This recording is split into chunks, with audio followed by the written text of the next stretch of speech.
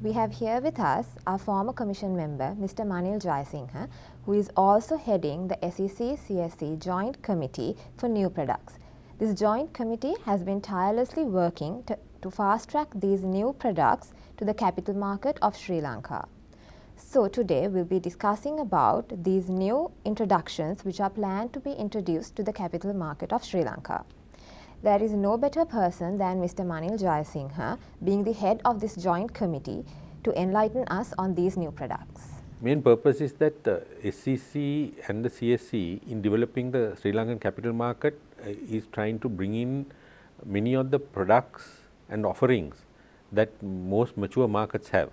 In our road to development, we have to bring these in order to enhance the availability of the mechanism for investors to invest in companies and for companies to raise money. So, the SEC and the capital markets is basically an intermediary in doing this. So, in order to do this, we have to introduce different types of products which captures the needs of the market. So, today the market has got highly segmented. So, you have investors who have specific needs, say for example like ESG. So, there are certain investors who want to invest in green projects. So, then we have to bring in instruments which cater to those needs. So, that is what we are now doing. Then also we need to increase the depth as well as the breadth of the market. So, in order to develop that, we are introducing some of these products so that we give greater flexibility to the investors and greater flexibility also to the companies, because companies now are not restricted in only raising money through equity and maybe some limited debt. Now they have different instruments so that they can go to the market and tell the investors your money is used for this particular type of project. So, that deviation and variation is being brought in now, and hopefully that will help to grow our capital markets and our journey towards becoming a globally renowned capital market. So, this will also help the liquidity in the market, because once again you are giving opportunity for investors. So, normally now if you are an investor who has money and you want to invest in, let us say debt instruments, today debt instruments are not widely used. So, then what is the option you have? You have to go and put in a bank and put in a deposit. Today you are giving, so the bank in turn will then lend money to the companies. Now you are giving the investor directly to go into the companies. So, it should improve the liquidity in the market by giving better market opportunities to the investor. Same way with the companies. Now, companies, if they want to raise money for a particular project, you have two ways. One is either you have to raise equity, or now to some extent now the banks are now raising debt. The other option is to go to the bank. So, here by having these flexible instruments that have been offered, the entities also now can go to the market, as well as they can also structure what they want. Now, equity means it's perpetual, right? So, today if you want money for 5 years, you can issue a bond. But if you want money for a project that is let us say green, you can issue a bond, but then that bond will be the normal bond holders. It won't attract those capital which certain people want to invest only in certain projects. So, we are giving that flexibility. Through that flexibility, it will definitely improve the liquidity in the market as well. In the present, the global capital markets are increasingly adopting ESG into its operations. What are the new products planned to be introduced in relation to ESG?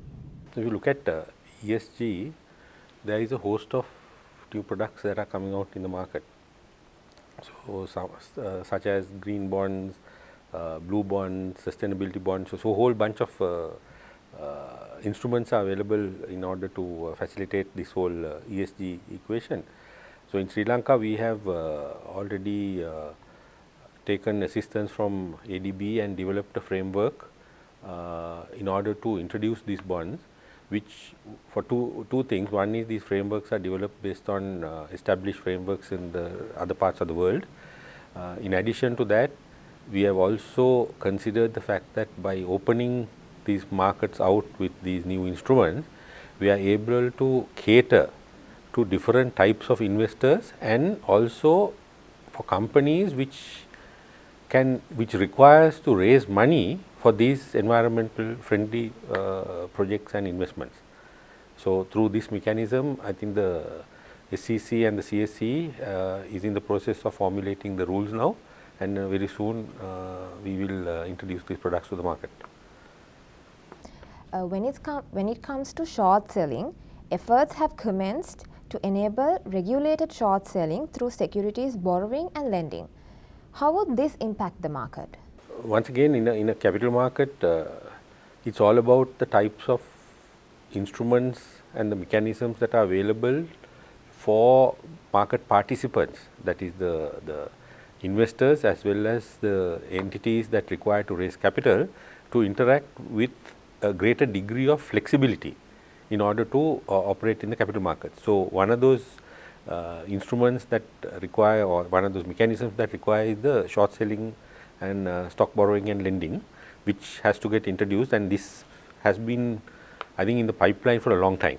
Due to various reasons it has not come out, but now we have enabled this very fast. Currently the infrastructure is being developed in order to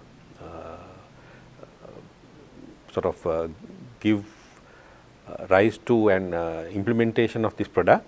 So very soon it will be done, but this has also been facilitated by our introduction of DBP, which happened, I think, in 21, and also our transition to CCP, which will happen, I believe, in time to come. So with that, with regulated short selling will be introduced very soon into the market, which will again enhance the I would say the width of the market, whereby more and more instruments are available for market participants to